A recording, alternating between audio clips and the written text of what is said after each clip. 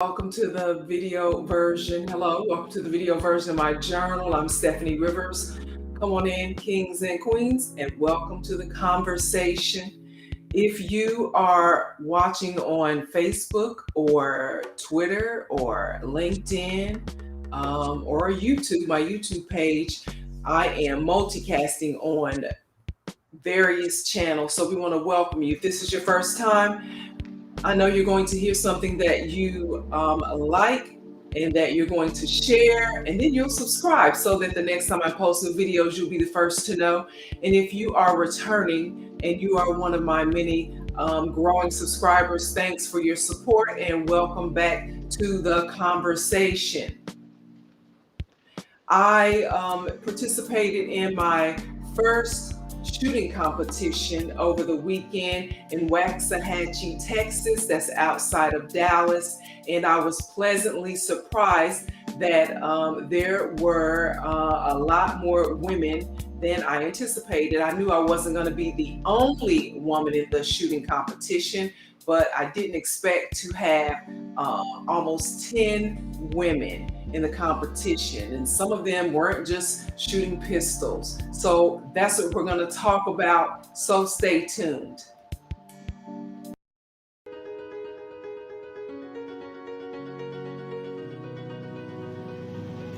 Hi, I'm Steffanie Rivers, and I want justice for Breonna Taylor because the police officers involved showed reckless disregard for her life and the lives of her neighbors. Her. So you're saying she essentially died on the floor right there? The second that she got shot, she was. Family, did the city of Birmingham, did anybody say, did the church, did anybody say there's more to?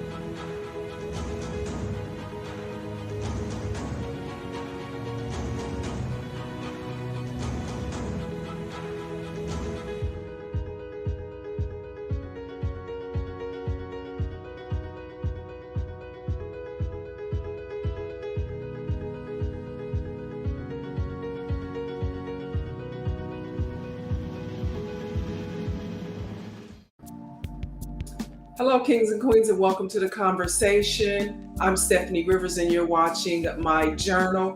I am on a quest to better myself in every way. I joined the Henry Johnson Gun Club of Dallas a few years ago to learn more about firearm safety and to better my skills from people who look like me and are willing to share their knowledge.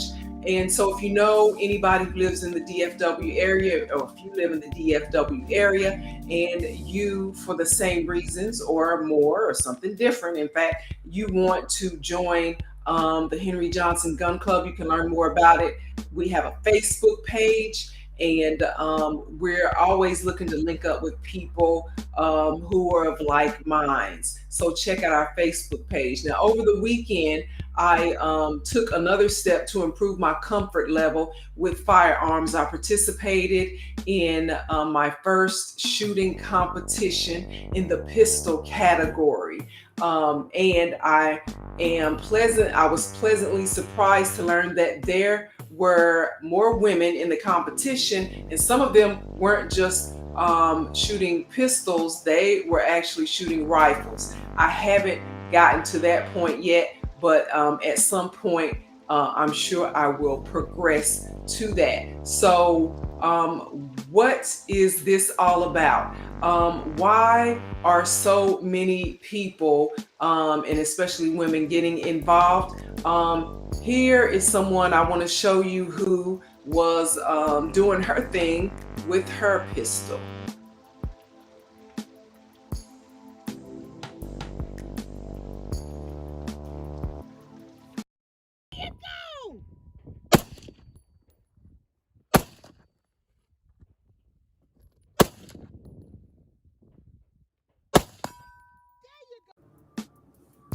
So, and that young lady is a high schooler, in fact, and yeah, we're starting them out young. So she was one of the people participating in the competition. And now, according to statistics, why are so many people that look like me getting involved with self-defense and firearms? Well, according to statistics, about 40% of gun purchases in 2020 were by people who had never owned a gun before. And during the height of the pandemic in 2020, more than half of all gun sales were by African Americans. We are the fastest growing segment of the population that are becoming gun owners in the United States. Now, the negative political climate has to do with that. The growing racially motivated crimes against Black and brown people is another reason for that. Black people in America have finally realized that our constitutional rights don't just include freedom of speech and the right to vote. We too have Second Amendment rights, and exercising our constitutional rights, all of them, is what we should be doing. So here's some more video of other people and of myself in the competition. Can't hear you guys. Ready. Threat.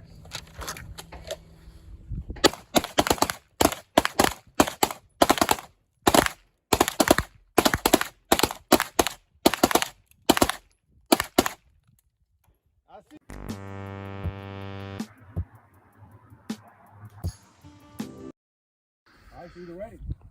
Let's go. Threat.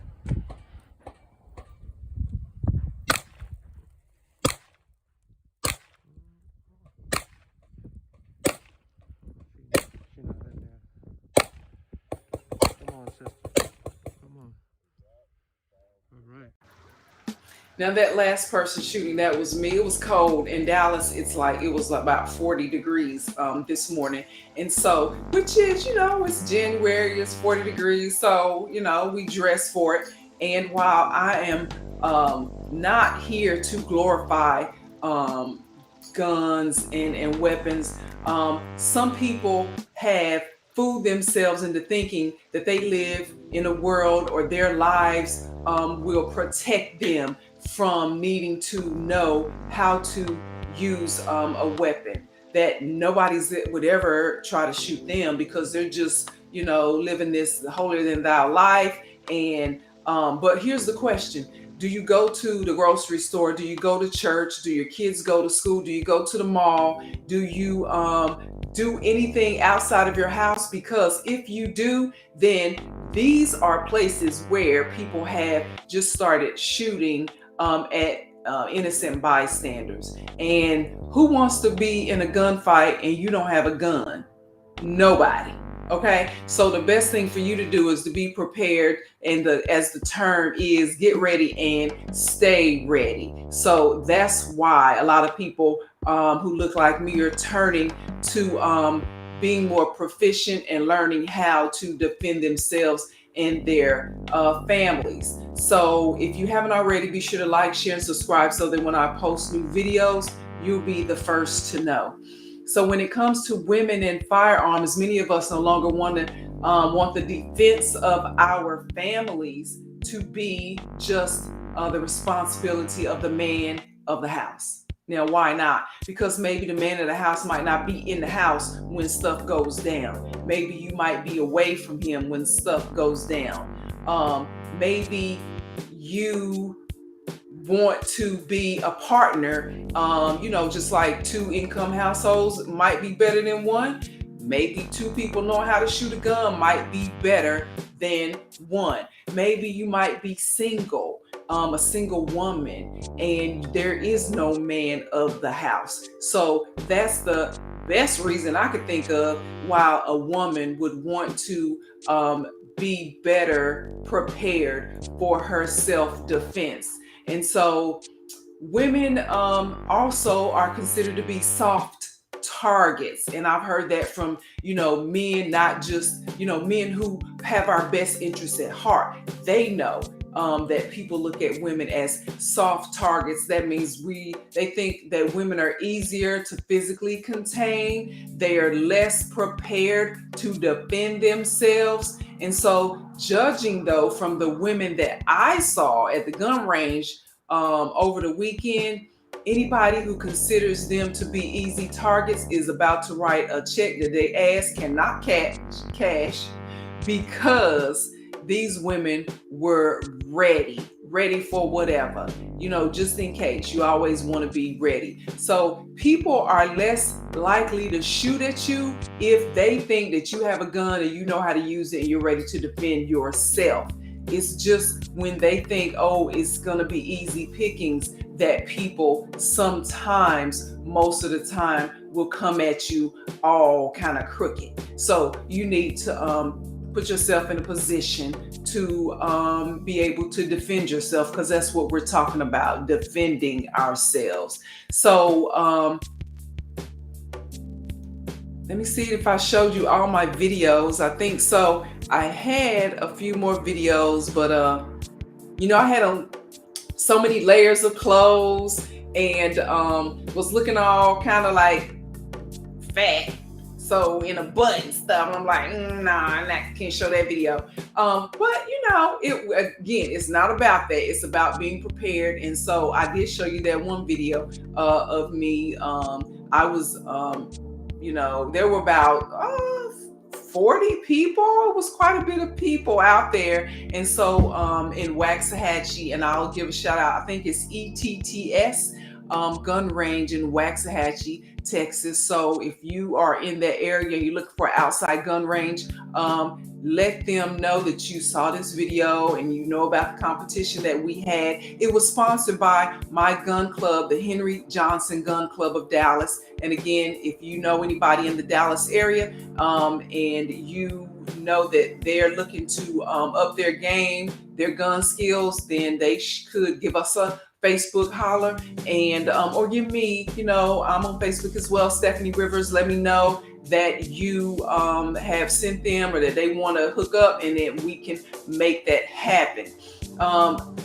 My first firearm, how did I get involved with firearms? Well, I never grew up with them in my household. And so my first firearm I bought because I had a stalker. When I was out on my own after college, I had moved away and started, what was it? It was kind of like an entertainment company where we did fashion shows and we did after party dance routines and stuff like that. And I was partnered with this guy. And we would hire, I was in a position where I had access to like high school people who wanted to be in modeling and stuff like that. Anyway, turns out that this guy that I was in business with had just recently got out of prison for indecent liberties with children. And when I found out that he probably was committing those same crimes against the people that we were involved with currently, that he had gone to prison for, I cut the business ties with him. He didn't like that. He started stalking me. He started stabbing my tires, breaking in my house, stealing my clothes, sending homeless people to my door for a good time. It was just a nightmare. I was like 21, 22 years old and never had experienced anything like that. Didn't know, I took people at their word. And now you just can't take people at their word. You got to do your research on people before you let them into your circle. And because that's what happened. I took him at his word, ended up finding out he was a felon on probation and probably doing the same things that he was doing that got him put in prison to begin with. And so I decided to break off ties. And so when I got a restraining order, that didn't work. And I had to end up every morning before I could go to work, I had to go look outside and see, are my tires flat? Because that was his thing. Overnight, he would come and stab my tires. I got real good. To this day, I could change a tire in about 15 minutes because of that experience. So I had to get up, change my tire every day. And it was just it was a mess. It was a mess. But I learned a lot from that experience. And one of those things is when people feel like a woman is vulnerable, they will try to take advantage of her at some point. So along the lines of me defending myself and protecting myself, because I was living in an area where I didn't have relatives, and I was there for, it was my first career job out of college. And so I was basically on my own, and he knew that. He was taking advantage of that. And so I had to get a gun on his ass. Okay. So ended up not having to use it. Thank the Lord for that. So he ended up going back to prison because of parole violation, and might still be in prison to this day. That was my past. I don't really keep up with it, but when I have to tell people this story, it just reminds me of the things that people go through to get where you are today. Sometimes you have to take the long road, and I'm thankful that I made it through that. And that was my introduction to weapons. He ended up going back to prison, not having to do anything with me, but I ended up moving away from the area and this, that, and third. And so here I am. And so to this day, I have some habits that some rules that I live by, and that are because of what I went through with that person, that probably have served me well. And just one of those things is, I don't want people to ever look at me as a potential victim. I always want to present myself as, if you want to try me, it's going to be a long fight. It's going to be a tough fight. And probably at the risk of seeming unapproachable sometimes. But that's a risk that I'm willing to take. And so that's what's up with that. So because of that as well, in my ventures to speak with someone else. So I was about to talk about, I see we got a guest, Phyllis Petit, on the line. And she said that I look fine. But you know what? And that's another thing. I try not to focus on my looks so much, because a lot of times we get caught up in the visual, and the message is lost. And so I try to always focus on my message that I'm delivering. And that's why sometimes, people don't look their best when they are doing things, but it's not about how they look. It's about the message. And so I always try to keep that in mind. And so we're talking about women and self-defense. And one of the things that I have done to not just help myself, but to help others, is that earlier this month I started to host a podcast, and it's called Second Amendment Sis, with my co-host Phyllis Petit, who was just on giving me her words of encouragement. So if you are interested in learning more about women and firearm safety and protection and training, check out our podcast. It's called Second Amendment Sis. And we have a Facebook page, and we've got a Facebook group, and we post new videos on Wednesdays. So check that out. Our primary goal is to introduce more women to firearm safety and preparation and competition. But there's something in there for women and men to glean from it. We have guests who talk about their expertise in the field. If you're interested in getting your federal firearms license, if you want to get be a trainer, if you want to get your license to carry, although in some states you don't even have to have a license to carry, but everybody, it's just like giving somebody the keys to your car and they haven't gone and they have a driver's license. That makes zero sense. So what you want to do is, even if your state has said that you don't need a license, then you still want to make sure that you get that license. And Somebody is saying that they'll defend me. That's so sweet that somebody would defend me. But here's the thing. What if you ain't home?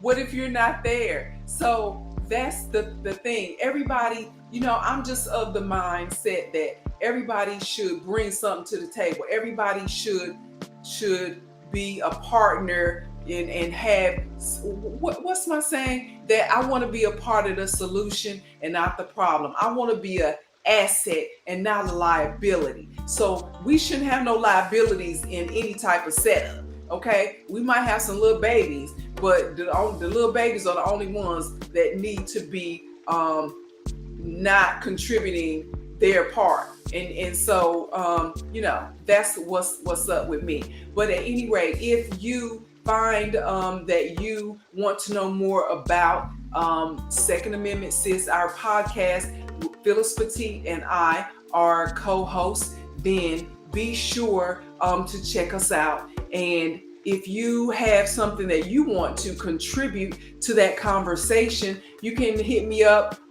Here's my text-free number where you can send me a text. It's not for calls, it's for text. It is 214-919-9360. Text me and let me know if you have some data, some information that can add to the conversation, and we would love to have you on as a guest. And we're also looking for sponsors as well. So check us out, and we post new videos every Wednesday, and I post my personal video, the video version of my journal on weekends. So that's why you're watching me tonight. We want you to know that there's something more to this, the U.S. Constitution, other than freedom of speech and out here protesting and speaking up on our behalf. There's a lane for everybody, and things can happen in every situation. So we want for you to know your rights and to be able to defend yourself. Know that there's more to it than just the First Amendment and your right to vote. You also have a right to bear arms. That's what Second Amendment, sis, that's what the Second Amendment is about. So learn more about that. And in the meantime, to find out more about the things that I care about, you can go to the written version of my journal. That's at eurweb.com. Thanks, and you have a super day.